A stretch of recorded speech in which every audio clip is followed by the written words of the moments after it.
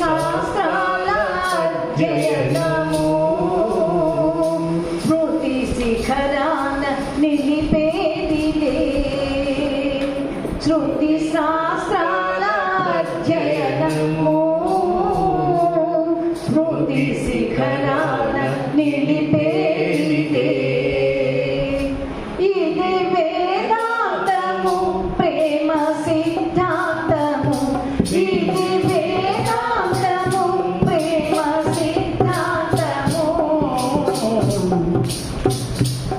ధరణే తరహాసమదిగో.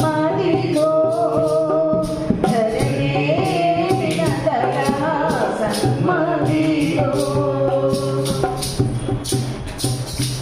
తను అణువణువు తిలకించిన అణువణువణువు తెలిపేదిలే. తను అణువణువు తిలకించిన అణువణువణువు తెలిపేదిలే. తను మనములను అర్పించిన మన హృదయాన నిలిచేదిలే.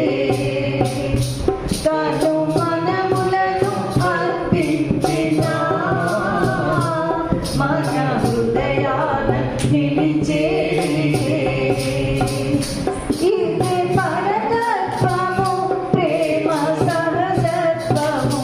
ఇది పరతత్వము ప్రేమ సహజత్వము. ధరణే తరహాసమదిగో. ధరణే తరహాసమదిగో. యుగ యుగములో ఈ కలియుగములో. యుగ యుగములో ఈ కలియుగములో. ఏ మరి యుగమునైనా వినంగా. ధరణే తరహాసమదిగో. ధరణే తరహాసమదిగో. ధరణే తరహాసమదిగో. ధరణే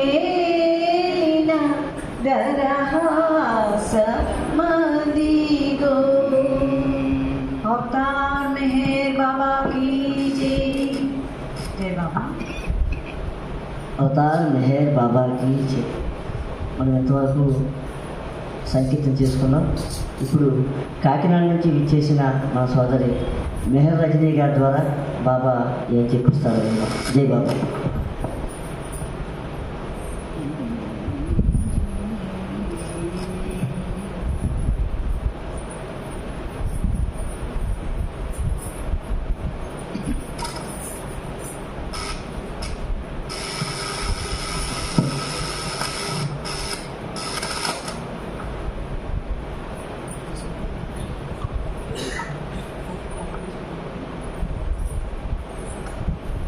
అవతార్ మెహర్ బాబాకి జై.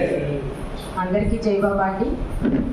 ఎంతటి అద్భుత అవకాశం ప్రభు నాకు ఇచ్చాడంటే మళ్ళీ మీ ప్రేమికుల మధ్య ఆయన గురించి తలుచుకుని అవకాశం నాకు ఇవ్వడం వల్ల మెహర్ ప్రభుకి మీ అందరికీ కూడా నా కృతజ్ఞత. జై మెహర్ బాబా.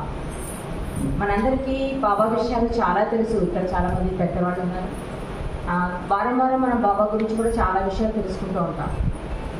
అంటే కొత్తగా చెప్పేది ఏమీ లేకపోయినా మాయలో ఉంటాం కనుక, మర్చిపోతూ ఉంటాం కనుక ప్రతి సెకను ప్రతి నిమిషం కూడా ఆయనతో అనుసంధానం అవ్వమని బాబా చెప్తున్నారు కనుక తెలుసున్న విషయాలైనా మరొక్కసారి మనం తలుచుకున్నాం. మనం ప్రజెంట్ ప్రభు యొక్క 131వ జన్మదినోత్సవ వేడుకలు జరుపుకుంటున్నాం గత కొన్ని రోజులుగా.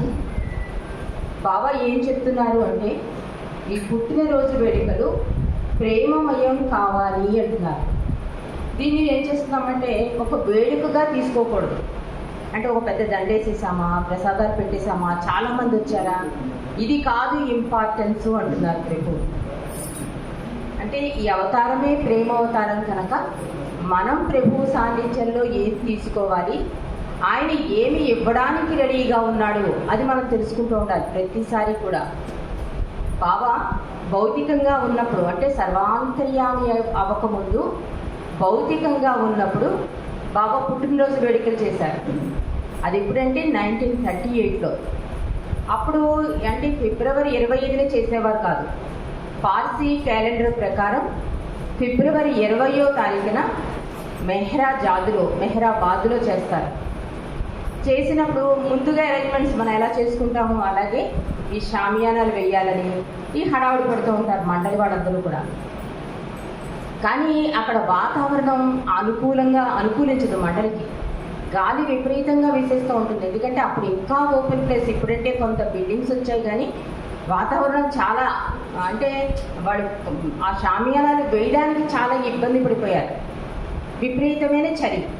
ఈ రెండూ కలిసి వాళ్ళు ఏ పని చేయలేక బాబా దగ్గరికి వెళ్ళి అడుగుతారండి మండలి వాళ్ళు, బాబా నీ పుట్టినరోజు వేడుకలు చేద్దామని మాకు ఎంతో సరదాగా ఉంది, కానీ వాతావరణం అనుకూలించడం లేదు, దీనికి ఏదైనా నువ్వు చెయ్యాలి అంటే బాబా ఎంత చిత్రంగా మాట్లాడుతారో గమనించండి. మీరందరూ మీ పురుష మండలందరూ ఎవరైతే సిగరెట్లు కాలుస్తున్నారో వాళ్ళు సిగరెట్లు మానేయండి అంటారు. ఇంకోళ్ళైతే ఏమనుకుంటారండి, సిగరెట్లకి వాతావరణానికి సంబంధం ఏంటి అనుకుంటారు కదా. వాడు వెంటనే ఎస్ బాబా మానేస్తాం అని మానేశారు వెంటనే. అంటే ఒక బలహీనతని ఎంత ఈజీగా ప్రభువు కోసం వాడు వదిలేశారు అన్నది గుర్తుంచుకోవాలి. హఫీజ్ చెప్పిన ఒక కవిత కూడా, గురువు ఏం చెప్పినా కూడా ఎందుకు ఏమిటి అని ప్రశ్నించకూడదు. అది మండలి అంటే అండి. సర్వార్పణ ధూళిగా మారడం అంటే అది. అందుకే మండలిని మనం తలుచుకోవాలి. ఒక ఈర్చిని తలుచుకున్నా, ఒక మెహరాన్ని తలుచుకున్నా, వాళ్ళ జీవితం అంతా కూడా బాబాయే ఉంటారు కనుక వాళ్ళని తలుచుకోవాలి మనం. అలా బాబా చెప్పిన వెంటనే వాళ్ళు సిగరెట్లు మానేయడం ఒక బలహీనత. మనలోనే చూడండి చిన్న బలహీనతలు ఉంటాయి, వాటిని వదులుకోవడం చాలా కష్టం, యజ్ఞమైపోతుంది మనం మానుకోవాలంటే. కానీ వాళ్ళు వెంటనే మానేశారు. మానేసిన వెంటనే వాతావరణంలో మార్పు కలగడం, చక్కగా అనుకూలించడం, షామియానాలు వేయడం. బాబాయే స్వయంగా ఆరంగం స్త్రీలని 200 మందిని పిలిచారండి. పైగా పాశ్చాత్యవంతులైన స్త్రీలు ఎలిజబెత్ ప్యాటర్సన్, నానో గేలి ఎవరో ఇద్దరు, ఇంకా షిరీన్మాయి, గుల్మాయి, వీళ్ళందరూ వస్తారు. బాబా పుట్టినరోజు వేడుకల్లో పాల్గొంటారు. అంటే ఇక్కడ కూడా మనం గమనించాలి, స్త్రీలని పురుషుల్ని కూడా బాబా విడివిడిగా ఉంచారని. పై కొండ మీద స్త్రీలతో పుట్టినరోజు వేడుక జరుపుకున్నారు, కిందకు వచ్చి పురుష మండలితో జరుపుకున్నారు బాబా. అంటే ఆ రోజు 2 సార్లు బాబా పుట్టినరోజు వేడుకలు జరిగాయి. ఎర్లీ మార్నింగ్ 3 నుంచి 3 గంటల నుంచి అర్ధరాత్రి 12 గంటల వరకు ఈ వేడుకలు జరిగేటండి. కవ్వాలీలు, భజనలు, సంకీర్తనలు, బాబా గురించి ఉపన్యాసం, ప్లేడులు ఉపన్యసించాట బాబా గురించి. ఇలా అద్భుతంగా జరిగింద. సరే అందరూ ఇంకా రిలాక్స్ అయిపోతున్నారు. బాబా కూడా తన క్యాబిన్కి వెళ్ళి రిలాక్స్ అవుదాం అనుకున్న టైంకి ఆ మెహ్రాబాద్ కొండపైన ఒక ఆడమనిషి చంటి బిడ్డను ఎత్తుకుని, బాబా నా పిల్లాడికి బాగా ఆకలిగా ఉంది, నాకు పాలు కావాలి అని అడుగుతుంది. అప్పటిదాకా ప్రభు ప్రసాదాలు పంచి అలసిపోయి ఉన్నారు. ఎక్కడ ఎర్లీ మార్నింగ్ 3, ఎక్కడ మిడ్ నైట్ అంటే 12 అయిపోయింది కూడా. కానీ బాబాకి ఎంత ప్రేమ చూడండి మన మీద. వెంటనే తనతో పాటు ఉన్న మండలి సాయంతో ఆ అర్ధరాత్రి కొండ దిగి ఆ పాలు తెచ్చి మళ్ళీ పైకి వెళ్ళి ఆ పాలు ఇచ్చేసి అప్పుడు బాబా మళ్ళీ కిందకు వచ్చి క్యాబిన్లో పడుతున్నారు. అంటే ఎంత కరుణ, ఎంత ప్రేమ, ఎంత దయ ఆయన అందిస్తూ ఉంటాడని మనం అందుకోలేకపోతున్నాం. ఆయన ఎప్పుడూ రెడీగానే ఉంటారు. సరే మొన్ననాడు ఏం చేస్తారంటే 21వ తారీఖున 5,000 మందికి అన్నదానం చేస్తారు బాబా. 5,000 మందికి బాబా లడ్డూలు పంచిపెడతారండి తన స్వహస్తాలతో. ఇదంతా అయిపోతుంది. తర్వాత కొంత రిలాక్స్ అయ్యాక బాబా మండలి వాళ్ళని అడుగుతారు, ఈ ఏడాది పుట్టినరోజు బాగుందా, లాస్ట్ ఇయర్ పుట్టినరోజు బాగుందా వేడుకలు అని అడుగుతారు. అంటే లాస్ట్ ఇయర్ చాలా గ్రాండ్గా ఒక 10,000 మంది జనాలను పిలిచడం, పెద్ద పెద్ద షామియానాలు, భోజనాలు, చాలా డబ్బు ఖర్చు పెడతారు. అన్ని పనులు కూడా కాంట్రాక్ట్ ఇచ్చేస్తారు, ఒక్కడు కూడా కష్టపడరు. వెంటనే మనం ఏమనుకుంటామండి, గ్రాండ్గా జరిగిందే బాగా జరిగింది అనుకుంటాం కదా. వెంటనే పురుష మండలి అన్నాక బాబా ఈ ఏడాది అస్సలు అంటే సాధారణంగా జరిగింది, లాస్ట్ ఇయర్ మాకు చాలా నచ్చింది బాబా అన్నారు. మరి మీకు బాబా నాకు ఈ ఏడాదే నచ్చింది అన్నారు. అదేంటి బాబా, ఎంతమంది వచ్చారు, ఎంతమంది నేను దర్శించుకున్నారు అంటే అదేమీ కాదు, నాకు ఈ ఏడాది ఎందుకు నచ్చింది అంటే మీ స్వహస్తాలతో మీరు కష్టపడి షామియాల దగ్గర నుంచి ప్రసాదం వరకు మీ స్వహస్తాలతో మీరు కష్టపడి చేశారు నా పుట్టినరోజు, ఇది నాకు నచ్చింది, ఈ ప్రేమే నాకు కావాలి అన్నాడు తండ్రి. అంటే ఎంత సింప్లిసిటీ అడుగుతున్నాడు తండ్రి, మన నుంచి ఏమి ఆశిస్తున్నాడు అన్నది మనకి అవగతం కావాలి. అంటే బాబా పుట్టినరోజు వేడుకలు ప్రేమమయం కావాలండి. అంటే మనం వస్తున్నామా వెళ్ళిపోతున్నామా కాదు. ఆయన ఎప్పుడూ కూడా నలుగురు ఎక్కడైతే కూర్చుని నా గురించి మాట్లాడతారో అక్కడ నేను వచ్చి కూర్చుంటాను అంటున్నారు. అంటే ఈ దర్బారులో ఆయన ఉన్నాడు, ఆయన అందిస్తున్నాడు, ఆయన ప్రేమ ప్రవాహం అలా కురుస్తూనే ఉంటుంది. కానీ అందుకోలేకపోతున్నాం. మాయ వల్ల ఏమిటి, ఇక్కడ కూర్చున్నా కూడా ఇంటి మీద చేస్తా, ఇక్కడ కూర్చున్నా కూడా మన ప్రాబ్లమ్స్ గురించి మనమే ఏదో పెద్ద సాల్వ్ చేసేస్తామేమో అన్నట్లుగా మన ప్రాబ్లమ్స్ గురించి మనం ఆలోచిస్తాం. అంత తండ్రి నీడగా ఉన్నా కూడా, ప్రార్థనలు చేస్తూ ఉన్నా కూడా, ఇలా బాబా సంగతులు ఉన్నా చెప్తూ ఉన్నా తలుస్తూ ఉన్నా కూడా మనం ధైర్యంగా ఉండలేకపోతున్నాం.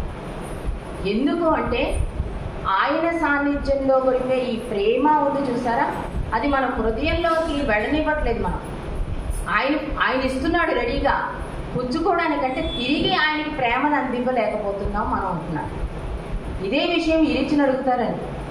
బాబా ఇలాగే భౌతికంగా ఉన్నప్పుడు ప్రేమికులందరూ కూడా ఆలింగన భాగ్యాలు, దర్శన భాగ్యాలు, స్పర్శ భాగ్యాలు అన్నీ రకరకాలుగా తన హావ భావాలతో ఏ ప్రేమికుడికి ఏది ఇవ్వాలో ఆయన ఇచ్చేవారండి.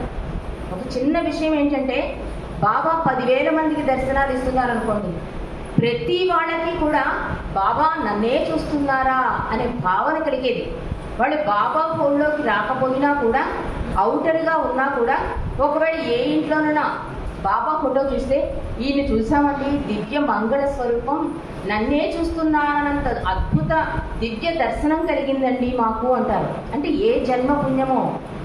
అలాగా బాబా భౌతికంగా ఉన్నప్పుడు ఇలా దర్శనాలు ఆలింగనాలు ఇస్తుంటే ప్రేమికులు బాబాని వదలలేక కన్నీరు మున్నీరవుతూ ఉంటే బాబా చాలా అద్భుతంగా మనకి ఇప్పుడు వాట్సాప్ని పుణ్యమానండి ఇవన్నీ వీడియోలు బయటకు వచ్చేస్తున్నాయి. బాబాని నిజంగా దర్శించుకుంటున్నాం మనం. ఒక చిన్న సౌజ్ఞ చేస్తారండి బాబా, అది మనందరం వీడియోలు మనందరం చూస్తాం. ఇలా బాబా హృదయంలోంచి చెయ్యి తీసి నన్ను నీతో తీసుకెళ్ళు, మళ్ళీ చెయ్యి లోపల పెట్టి నేను నీతోనే ఉంటాను అని చిన్న సౌజ్ఞ చేస్తాడండి తండ్రి. అంతే అందరి ప్రేమికులు ఆనంద పరవశులైపోతారు. ఆ చిన్న సౌజ్ఞ మనకి కూడా వీడియోలో వస్తూ ఉంటుంది. మనం అది చూడగానే తన్మయులైపోతాం. తండ్రి నిజంగా నా దగ్గరే ఉన్నాడా అన్నంత అనుభూతి కలుగుతుంది. అలాంటి అద్భుత దర్శనం ఆశీస్సులు ఇవ్వడానికి రెడీగా ఉంటాడు. మరి ఎందుకు మనం బాబాని తీసుకోలేకపోతున్నాం, మన ప్రేమను ఆయనకి ఎందుకు అందివ్వలేకపోతున్నాం అంటే బాబా చాలాసార్లు చెప్తారు, నీ శ్వాస కన్నా దగ్గరగా ఉన్నాను, నేను నా భౌతిక శరీరం విడిచినా కూడా నా ప్రేమికులు హృదయాలలో కొలువై ఉండడానికి వెళ్తున్నాను. ఇన్ని బాబా చెప్పినా కూడా ఎందుకు బాబాని ప్రేమించలేకపోతున్నాము అని ఇరిచిని అడుగుతారని. ఇరిచి చాలా అద్భుతంగా చెప్తాడు. ఎందుకు అంటే మన హృదయంలో బలహీనతలు అంటే కోరికలతో నిండిపోయింది. అన్ని గదులు కోరికలతో నింపేశాం. ఏ ఒక్క గది ఖాళీ లేదు. ఆయన గుమ్మం దగ్గరే రెడీగా ఉన్నాడు, కానీ నువ్వు తాళం తీయటం లేదు అంటున్నాడు నుంచి. మనమే రెడీగా లేవు.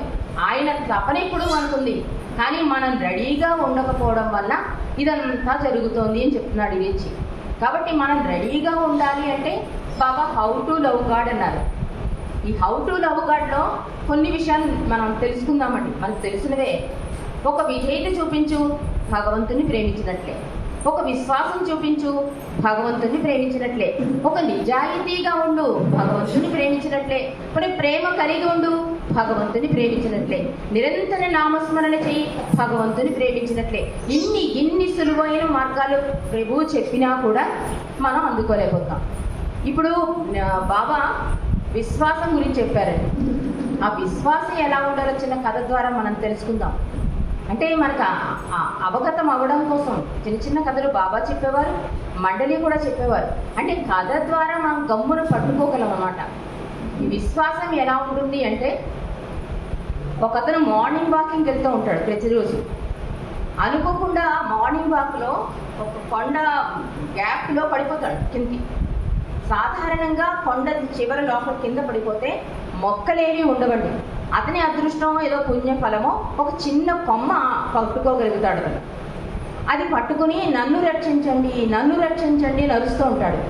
పాపం భగవంతుడు రెడీగా ఉంటాడు కదా. వెంటనే నేనున్నాను, నువ్వు ఆ కొమ్మ వదిలేయి, నాకు విధేయత చూపించు అంటాడు.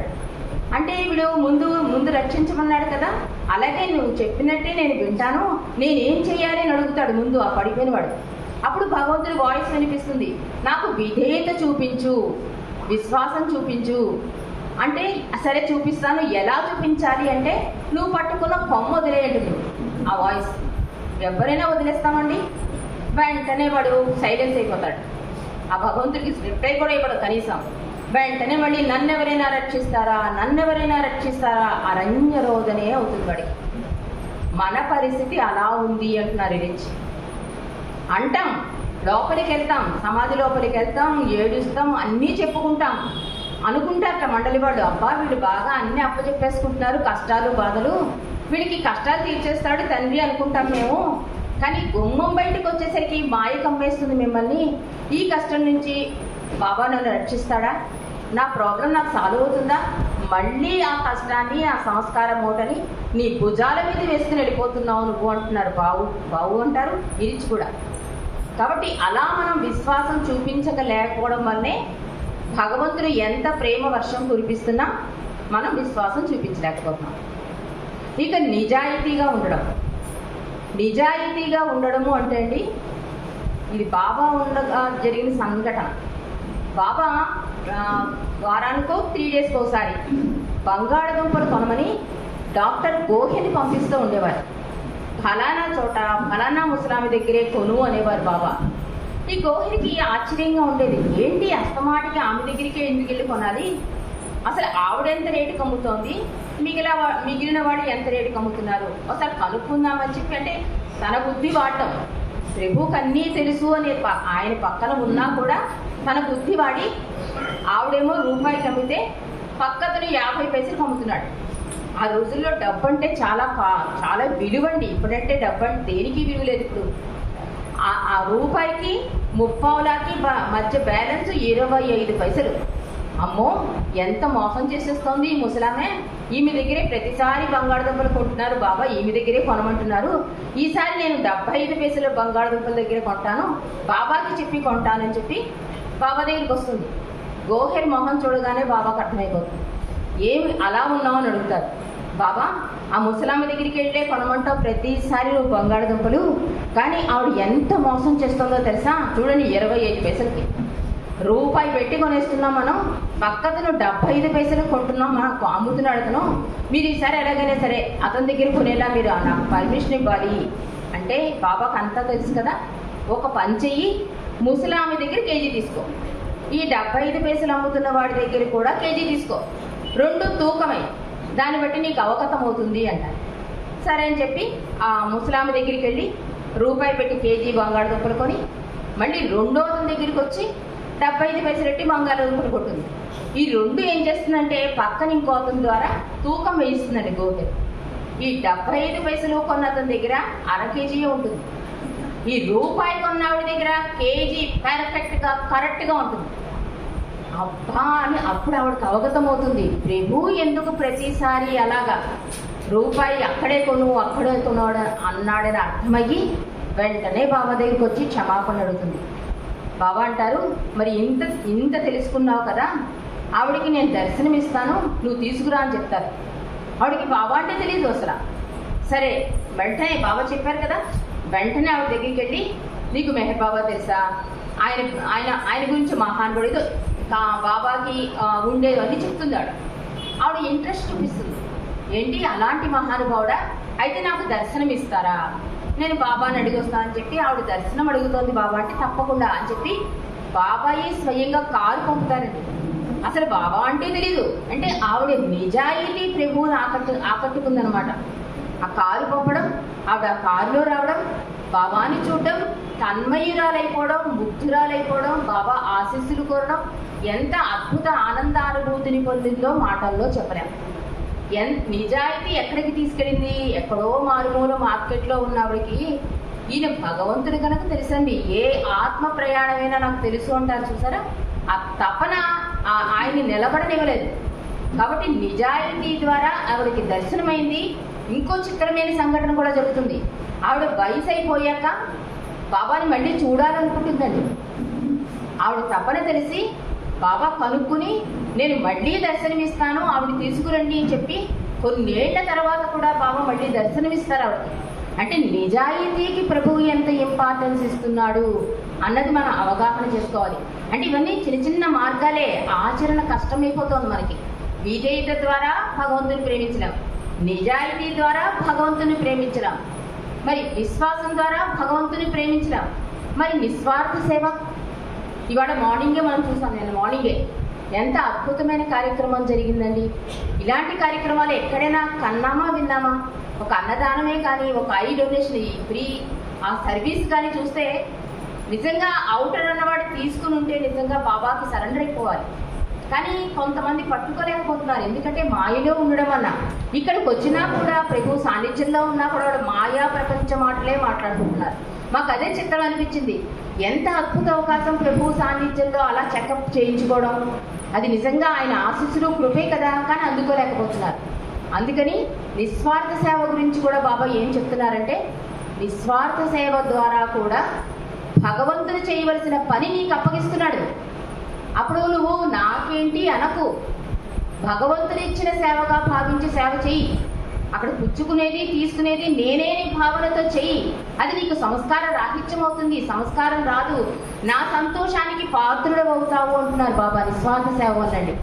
దీని గురించి ఒక చిన్న కథ. అబూబకర్ అని ఒక అతను ఉంటాడు. అతను మానవుల సేవలో తరించిపోతూ ఉంటాడు.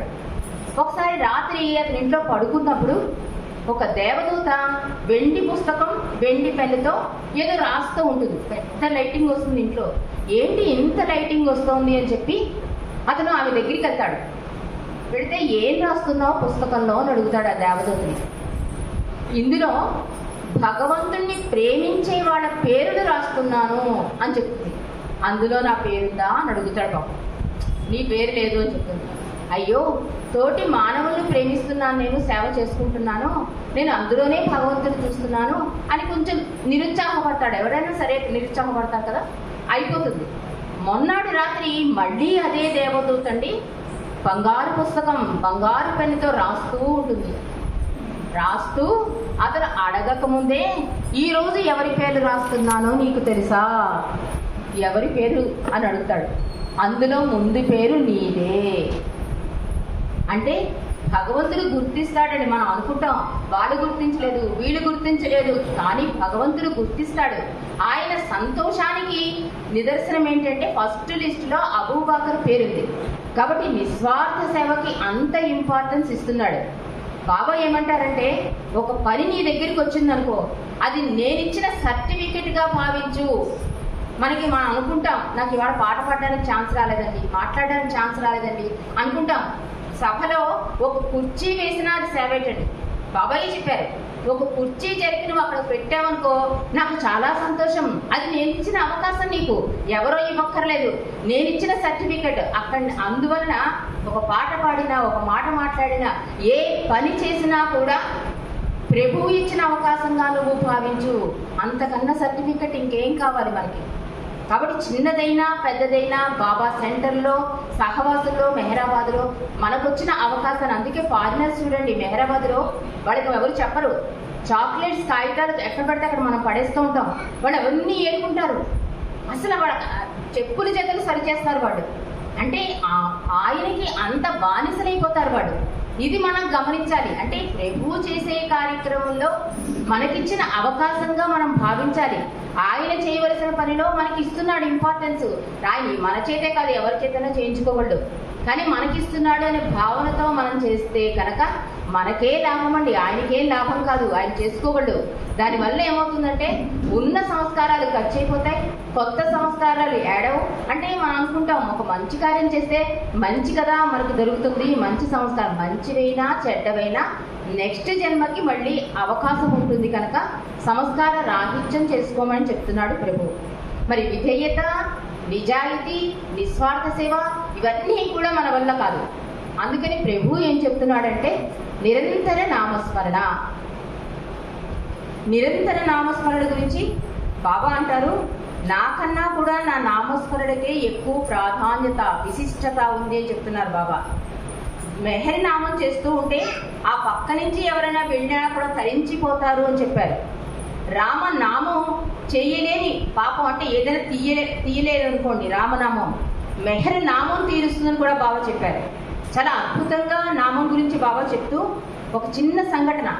ఒకసారి ఇరిచి బాబా, కాకా భార్య వీళ్ళు ముగ్గురు కారులో డ్రైవ్ చేసుకుంటే ఏదో సమ్ ప్లేస్కి వెళ్తూ ఉంటారు. సడన్గా ఆవులో గేదెలో అడ్డొస్తే ఇరిచి సడన్ బ్రేక్ వేస్తాడు. లక్కీగా యాక్సిడెంట్ అవుతుంది. అది కొంచెం ముందుకెళ్ళాక బాబా అడుగుతారు, ఇలాంటి సమయంలో నా నామం ఎవరైనా చేశారా అంటే ఇరిచి అంటాడు, బాబా నా దృష్టంతా స్టీరింగ్ మీద ఉంది, ఎలా చేస్తాను నామం, నేను చేయలేదు అంటాడు. కాకాబాయి అని అడిగితే, బాబా నువ్వు పక్కనే ఉన్నావు కదా, ఎందుకు నామం చేయడం, కానీ నేను చేశాను అన్నాడు తండ్రి. నా నామాన్ని నేనే తలుచుకున్నాను అంటే నాకన్నా నా నామం విశిష్టమైనది అని చెప్తున్నారు బాబా. కాబట్టి నిరంతర నామస్మరణ చేయండి. ఈ నామస్మరణ అవకాశాలు కూడా మనసారి చెప్తారు మనకి. దీని గురించి ఒక చిన్న కథ చెప్పేసుకుని మనం నామస్మరణ మన జీవితాల్లో ఏ ఏ టైంలో చేసుకోవచ్చో కూడా మనసారి చెప్పిన ఆ సులువైన విషయాన్ని తెలుసుకుందాం. మన మనసు ఏం చేస్తుందంటే అండి, కోతి అంటారు కదా, అది సరిగ్గా ఉండదు. అందుకని మనసారి అంటారు, మీరు ఒక పూజా రూమ్లో బాబా ఫోటో పెట్టేసి నువ్వు ఇక్కడే కూర్చో, నువ్వు ఇక్కడే ప్రార్థన చేయంటే అది నిలబడదు. దాన్ని హాల్లోకి తీసుకొచ్చేసేయి. ఇలా పెద్ద హాల్లో అన్ని చోట్ల బాబా ఫోటోలు పెట్టేసుకో. కాసేపు బుద్ధా పోజు ఫోటో చూపించు నీ మనసుకి. బోరు కొట్టిందనుకో మళ్ళీ నీ దృష్టిని రియల్ హ్యాపీనెస్ ఫోటో వైపు మళ్ళించు. అది బోరు కొట్టిందనుకో బాబా పాటలు వినిపించు. అది బోరు కొట్టిందనుకో బాబా దర్శనం చేయించు, సెంటర్కి వెళ్ళిపో. అది బోరు కొట్టి అంటే ఛార్జింగ్ తగ్గిపోవడం అంటారు చూసారా, ఫోన్ ఛార్జింగ్ తగ్గిపోతే మనం వెంటనే ఎలా పెడతామో కనెక్షను, అలా ఛార్జింగ్ తగ్గిపోతున్నప్పుడు నీకు తెలుస్తుంది, మాయ కదుకుంటున్నా నీకు తెలుస్తుంది కదా, అప్పుడు మెహరాబాద్ వెళ్ళిపో. ఇవన్నీ అవకాశాలు అని చెప్తున్నారు. దీనికి ఒక కథ అండి. ఒక పని రాక్షసుడు అని ఈ కథ మన అందరికీ తెలుసు, కానీ ఒక్కసారి ఈ టైంలో మనం గుర్తు చేసుకుంటే పట్టుకోవడానికి అవకాశం ఉంటుంది. అంటే మనసుని ఎలా కంట్రోల్ చేసుకోవాలో. ఒక పని రాక్షసుడు అని ఒకడు ఉంటాడు. వాడికి 24 hours మనం పని చెప్పాలి. రాకపోతే ఎవరైనా యజమాని వాడికి పని చెప్పకపోతే ఆ యజమాని తినేస్తాడు వాడు. అందుకని ఆ పని రాష్ట్రం తీసుకోవడానికి ఎవ్వరు ఇష్టపడరు. ఒకడు మాత్రం ఎందుకుండవు, ఇంట్లో బోర్డు పనులు ఉంటాయి చెప్పేయచ్చు అని చెప్పి ఇంటికి తీసుకెళ్తాడు. వాడు పని గంట పని చెప్తే 5 secondsలో చేసేస్తూ ఉంటాడు. ఎన్ని పనులు చెప్పినా 5 seconds, మళ్ళీ ఏంటి యజమాని బుర్ర తినేస్తూ ఉంటాడు. వాడికి ఇంకా భయం వేసి యజమానికి సద్గురువు దగ్గర పరిగెట్టుకుని వెళ్ళి, నేను తప్పు పని చేసేసాను స్వామి, వాడు ఇలా నా బుర్ర తినేస్తున్నాడు, నన్ను ఎలాగైనా రక్షించు అని అడుగుతాడు సద్గురువుని. అడిగితే సద్గురువు అంటాడు, చాలా చిన్న చిట్కా చెప్తాను, అదేం కష్టం కాదు, నీ పెరట్లో ఒక నిచ్చెన వేయించు. నీ పని అన్నీ అయిపోయినా వాడు ఏదైనా పని అన్నప్పుడు ఇంకో పని చెప్పేలోగా ఆ గ్యాప్లో ఆ నిచ్చెని ఎక్కి దిగి చేయమని చెప్తాడు. అంతే, చాలా సులువైన, ఇంకా అర్థమైపోయింది అతనికి. వెంటనే ఇంటికి వెళ్ళి పని చెప్పడం, ఆ పని అయిపోగానే వెళ్ళి నిచ్చెన ఎక్కువ అన్నాం. మళ్ళీ వీడి పనులంటే గమ్మునైపోయావు, కానీ ఈ నిచ్చెన ఎక్కడం దిగడం కష్టమైపోయింది పని రాక్షసుకి. ఆ ఎక్కి దిగడంలో వాడు ప్రాణాలనే వదిలేస్తాడు. బాబా అదే చెప్తున్నారు, నీ మనసుని ఈ నిచ్చెన ఎక్కడ ఉంది చూసావా, అలా భగవన్ నామస్మరణ నిచ్చెన ఎక్కించు అంటున్నాడు. ఈ భగవన్ నామస్మరణ నిచ్చెన ఏమవుతుందండి, చేయగా హృదయ ద్వారాలు తెరుచుకుంటాయండి. అదే కీ భగవన్ నామశక్తి. ఎందుకంటే మనం హృదయ ద్వారాన్ని మూసేస్తాం, ఆ ద్వారాన్ని తెరవాలంటే నామస్మరణ చాలా సులువు. మనసారి అంటారు, మనకి చాలా అనువైన క్షణాలు ఉన్నాయి. కూర్చున్నప్పుడు, నించున్నప్పుడు, తాగుతున్నప్పుడు, పడుకున్నప్పుడు, నిద్రపోతున్నప్పుడు, బస్సు ప్రయాణంలో, బాత్రూంలో ఇన్ని అవకాశాలు ఉన్నాయి మానవులుగా మనకి అని చెప్తున్నారు. కానీ మనం అనుకుంటా అంటే ఈ టైంలోనే చెయ్యాలేమో, పూజా రూమ్లోనే చెయ్యాలేమో, మడిగట్టుకుని చెయ్యాలేమో, అట్లా ఏం చెప్పలేదు ఈ అవతారంలో. చాలా సులువుగా ఆధ్యాత్మికతను అంత విస్తపరిచిన బాబా నువ్వెందుకు వచ్చావు, నువ్వేంటి, భగవంతుడు అంటే ఏంటి, అవతారం అంటే ఏంటి, అవతారుడిగా ఎంత సహాయం అందిస్తాడు, ఇవన్నీ చెప్పి, కానీ ఇవన్నీ మీరు అవగతం చేసుకున్నా భగవంతుని దరి చేరాలంటే నిరంతర నామస్మరణ అని చెప్తున్నాడు. ఎంత సులువైన మార్గం అండి నిరంతర నామస్మరణ. కానీ మన అదృష్ట భాగ్యం ఏమిటంటే మన ప్రేమికులం ఇప్పుడు కొంచెం గాడిలో పడ్డామంటారు చూసారా. ఒక కష్టం వచ్చినా కనీసం కింద నుంచి పైకి లేస్తున్నా కూడా మనం బాబా అంటున్నాం, అమ్మ అంటలేదు. అంటే ఒక అడుగు ముందుకేస్తున్నాం. బాబా అదే చెప్తున్నారు, నీకు పూర్తి స్వేచ్ఛనిచ్చాను, టైం తీసుకో, కానీ నన్ను మాత్రం వదలకు. ఎంత స్వేచ్ఛనిచ్చాడు, కాడు జాపుకుని కూడా కూర్చోమంటాడు బాబా. నన్ను ఎక్కడైనా ఆఖరికి బాత్రూంలో కూడా పెట్టుకొని నా ఫోటో అన్నారు. ఏ అవతారంలో భగవంతుడు ఇచ్చాడంటే ఇంత సులువైన పద్ధతి. కాబట్టి నిరంతర నామస్మరణ ద్వారా ప్రభు ప్రేమను పొందొచ్చు, ఆయన ఆశీస్సులు పొందొచ్చు, ఆయన దరి చేరవచ్చు, జీవిత గమ్యాన్ని లక్ష్యాన్ని కూడా సులువుగా చేరవచ్చు మనం అవతార్ మెహర్ బాబా యొక్క నామస్మరణ వల్ల. కాబట్టి నామస్మరణ ద్వారా అది ఈజీ వే. భౌతికంగా బాబా ఉన్నప్పుడు ప్రేమికులు ఆధారపడిపోయేవారు. కానీ భౌతికంగా బాబా లేనప్పుడు ఎలా ఆధారపడ్డారంటే ప్రేమికులు సంకీర్తనల ద్వారా, భజనల ద్వారా, ఇలా బాబా గురించి పుస్తకాలు చదవడం, ఫిలిమ్స్ చూడడం, మెహరాబాద్ వెళ్ళడం, ఇవన్నీ మనకి ఏమవుతాయంటే భౌతికంగా కనిపిస్తాయి. ఇవన్నీ కూడా భౌతిక సాధనాలు. కానీ ఇవన్నీ ఏమవుతాయంటే అంతర్గతంగా ఉన్న బాబాతో కనెక్ట్ అవుతుందండి ఎప్పటికో ఒకప్పటికి. మీరు ప్రార్థనే గమనించండి, నిజాయితీగా ఒక్క పదం పలకండి, సర్వాంతర్యామి అన్న వెంటనే మనకి ఆయన సర్వాంతర్యామిగానే కనిపిస్తారు.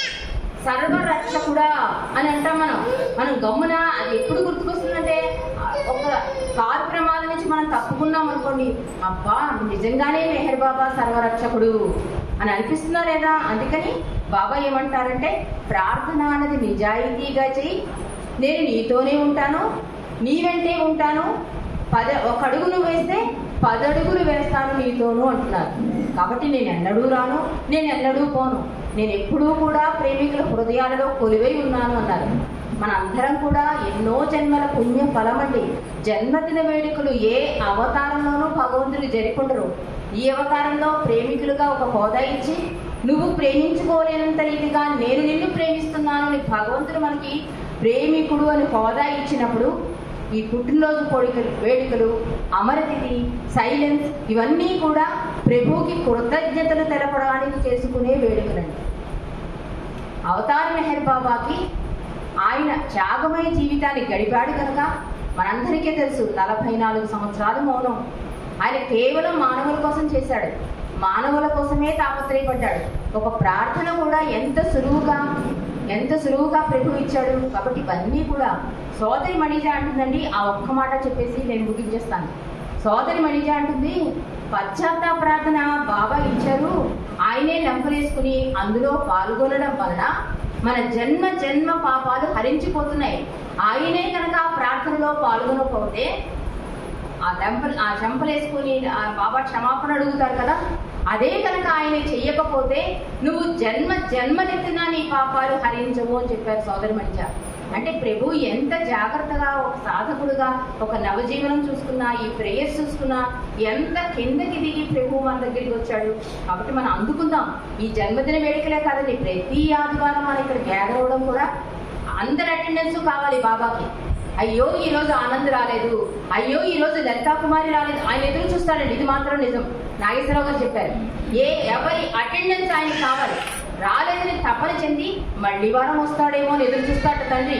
కాబట్టి మనం మొదటి స్థానం మెహర్ బాబాకి ఇస్తే ప్రతి వారం అటెండెన్స్ ఉంటుందని బాబా దర్బార్లో మనం ఇవ్వట్లేదు. మొదటి స్థానం మనం ఇస్తే కనుక ఏ అడ్డంకులు రావు. ఆ టైంలో వస్తానన్నవాడు కూడా గంట తర్వాత వస్తాను వాళ్ళే ఫోన్ చేస్తారు. మనమే చెప్పేచ్చు, నేను బాబా సెంటర్కి వెళ్తాను ఖచ్చితం. ఎందుకంటే ఆయన సాన్నిధ్యంలో గడిపే క్షణాలే ముఖ్యమైనవి మన జీవితంలో. మిగిలినవన్నీ డస్ట్బిన్తో సమానం అన్నారు. కాబట్టి మనం ఖచ్చితంగా చెప్పేచ్చు, ప్రభువుకే ఇంపార్టెన్స్ ఇవ్వచ్చు.